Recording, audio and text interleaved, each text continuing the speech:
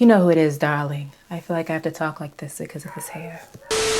You know who it is, everybody. I'm back once again with another hair tutorial. Today I'm showing you how I installed my very own K-tips. I love this hair if you can't tell. I'm feeling very like rich. These are like the best curls I've ever done on my hair, ever. And I know it's just gonna get better. This was like the trial run. So it's a little frizzy, you know, my leave out's a little frizzy. I'm still working on that. But now that I know like the method to my madness, y'all ain't gonna be able to tell me nothing this summer, okay? This next curl up, game changer. Stay tuned for the maintenance video. All right, so as I stated, this hair is from CurlsQueen. In this box, you pretty much get everything you need to install your K-tips and then some. So you get this mesh bag full of goodies. We have a hairbrush, hair clips, a bonnet. I love these satin bonnets and I can never have enough. A rat tail comb. You get 2 of these Velcro pieces. I'm not sure of the official name, but I know they're used to keep hair out of your way as you're installing the K-tips. And I believe these are extra pieces of keratin. Here's how they look. They're kind of C-shaped. And I'm assuming this is for in case you mess up, you have some extra keratin to add to whatever strands you need to. And of course, you have your hot tool to install the K-tips. Clearly, I don't know what any of this stuff is called, but I know how to use it. And finally, we have our K-tip hair extensions. Here's how the tips look. I chose the Yaki straight hair, which was a risk because I am completely natural. And honestly, I have not mastered how to straighten my hair and keep it from reverting. So this is going to be a bit of a learning curve for me. If you like me are not entirely sure you'd be able to keep your hair straight with these K-tips, then I would either get the kinky straight hair or find a curl that's similar to your pattern. Now, one thing I did get on my own were these plastic shields where you basically slip the hair in the middle, and it really helps to keep extra strands out of the way, especially if you have some breakage like me. I have a lot of shorter strands, really hair that's just growing back on my scalp, so this definitely helped to keep those out of the way. So here's my hair, freshly washed, blown out. I did kind of wrap it for bed because I really didn't know what else to do with it, but as you can see, it's very poofy. I probably would prefer it to be laying down a bit more, but I didn't have my, I didn't have the right blow dryer basically. So it is what it is, but I'm about to straighten it because I want my hair to be as close to the extensions as possible as I'm installing them. All right, so here's my hair straightened. Again, it is poofy. I use the round brush blow dryer, if you know what that is. Basically a blow dryer that looks like a round brush, and that's why you see like so much volume in my hair. And then also I straightened it on like 350. I wasn't trying to get a perfect silk press. I really just wanted to get my hair straight enough to where it was similar to the K-tips. Here I'm going in and chopping away at my ends. I am not skilled at the art of hair cutting or even trimming my ends, but I'm just doing what I can to make sure that I'm starting this hairstyle with minimal damage. So just doing a little trim, a little dusting of my ends, if you will.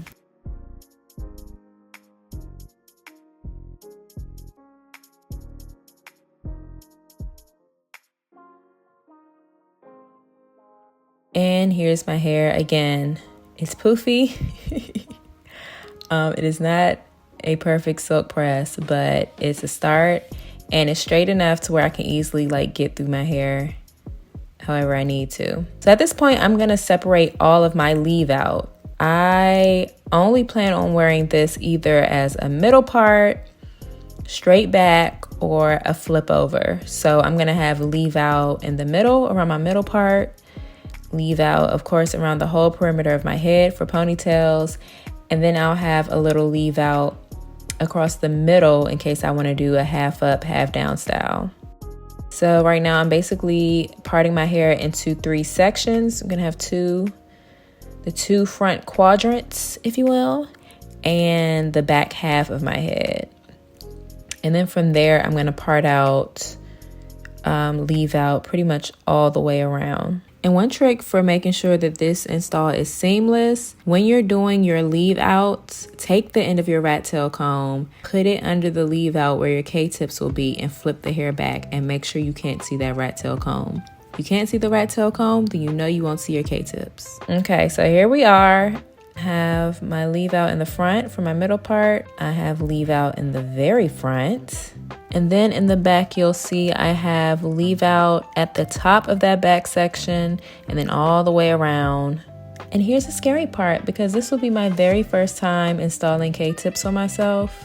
But the first thing I noticed is that the keratin seems kind of long to me. And I know from watching other videos that it spreads, and I don't want a super long tip at the root, if that makes sense. So what I'm gonna do is cut the top of the keratin tip off about 1/3. Even though this looks more like a half, I really tried to aim for about 1/3 of it. Clipped about 1/3 of that off so you could see the difference between how they come and how it looked after I cut it. And then I also felt like they were too wide. I wanted each of my sections to be smaller. One thing I've noticed is that when people do like really large sections of hair, it doesn't look bad and it's definitely faster and easier, but you can tell when the hair moves because all of those thick strands or thick sections of hair move as one. So you kind of see the separations in the hair, and I didn't want that. So I would suggest cutting them into 1/3. You'll notice that I start in the front of my head. Usually people start in the back. The reason I start in the front is because I know the back is going to be the hardest, and I'm more likely to get discouraged if I start in the back because it's going to be harder. I use this with like a lot of my hairstyles. If I know like I gotta kind of get a feel for how to do it, like it's been a while or it's my first time doing it, I know to start in the front because I can see what I'm doing. It's not going to get any easier than starting in the front. So I go ahead, figure it out in the front, knock it out. And then at that point, even if the back is really hard, there's really no turning back because I've already done half my head. So I might as well figure it out and finish. So here you'll see I sectioned off my first section. I'm using that Velcro strip to keep that hair at the top up and out the way. I would say the best way to kind of gauge what size your row should be would be to use the K-tip itself. Like just kind of hold it up to it and just eyeball it and figure out, is this amount of hair actually going to even fit in the middle of this keratin bond? So you don't want to try to put too much hair with too small of a K-tip because the keratin won't wrap all the way around and you'll end up with a bunch of loose strands. I did do that a couple times. So use the K-tip itself as kind of a measurement for how big you want each row and each piece to be. So at this point, you're going to lay the K-tip on top.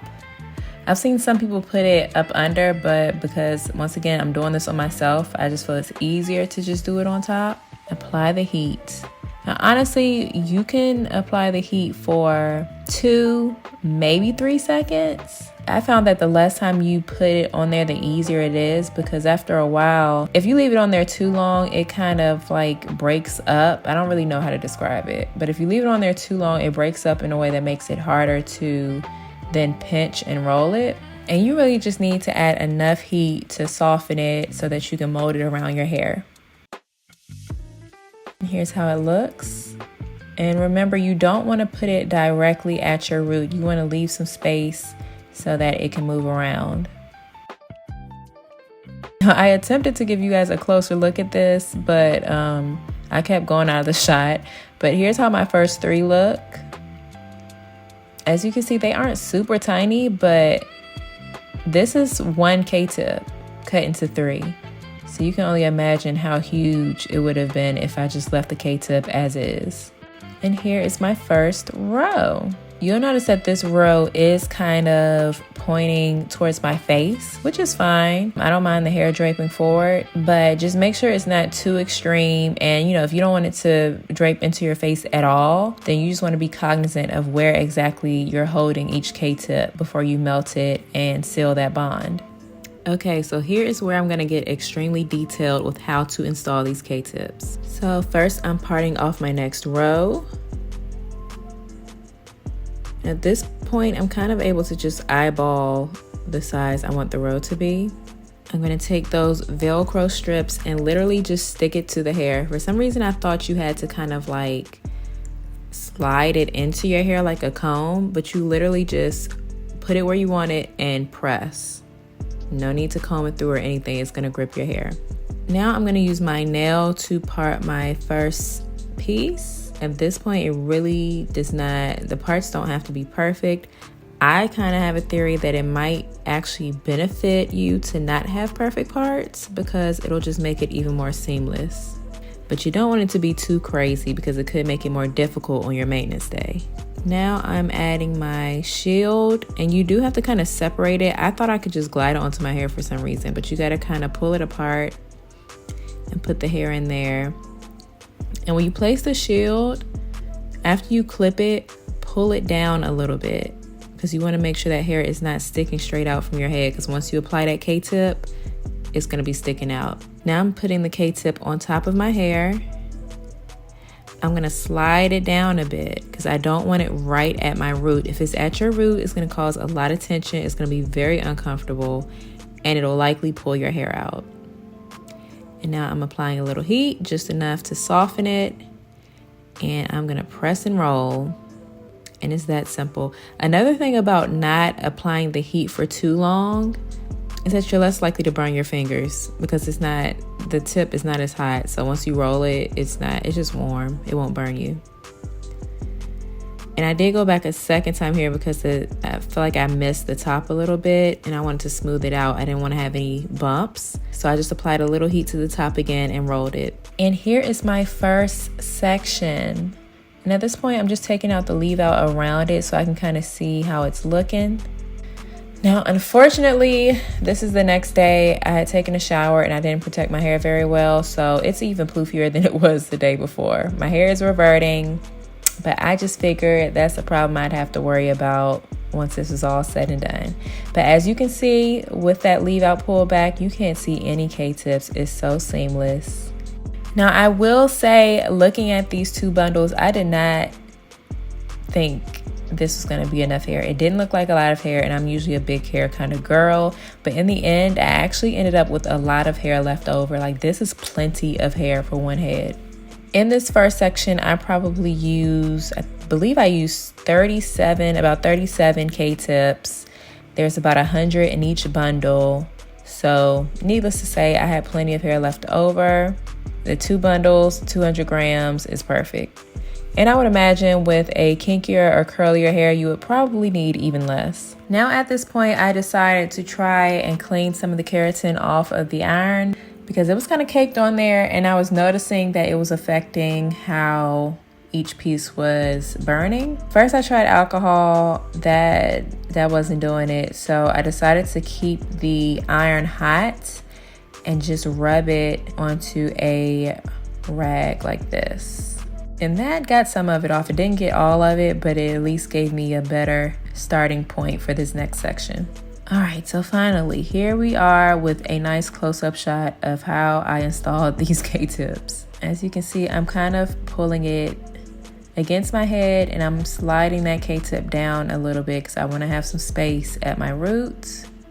And keep in mind, when you melt it, it spreads. So it's going to spread closer to your root. So don't be afraid to pull it down a bit. And after each one, I made sure I ran my fingers through it a couple times to make sure no strands were coming out. Because if a bunch of strands come out, then that means it's not fully secured and you might have more shedding later. So you want to make sure no strands come out after you seal that K-tip. And here is another completed section. And my leave out is just getting progressively worse. So here's how the front is looking. So you can see my hair is starting to wave up, but it still looks pretty good. It's still blending pretty well. There's my middle part. And now for the hard part. So I pinned those top sections up and out the way. And then I had to head over to my bathroom. So I'm using my 3-panel mirror. I'll have this linked below. And then I'm also using this, what do you call these? Usually people use it when they're braiding hair to separate the hair and have it ready. I cut my K-tips and separated them and draped them on these just to make it easier. And here's me attempting to show the back. You see my leave out around the perimeter, and this middle section is where all the K-tips are gonna go. Now, in order to do this, I did a few rows before I came to the camera because I wanted to get some practice in, and it honestly wasn't that hard. The hardest part was making sure I can actually see it in the mirror and finding the right angle for it. But what I found was the most helpful was to just kind of do a side to side thing. So I would do half of my head facing one way and the other half facing the other. So I would part a row by like parting half of it, turning the opposite direction and parting the other half of the row. And then I would install the K-tips the same way. So you see I'm starting on the left side of my head.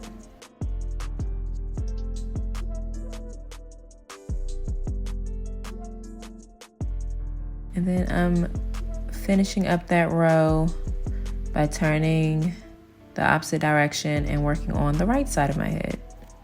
All right, so at this point, I didn't want to add more heat to my leave out than I had to.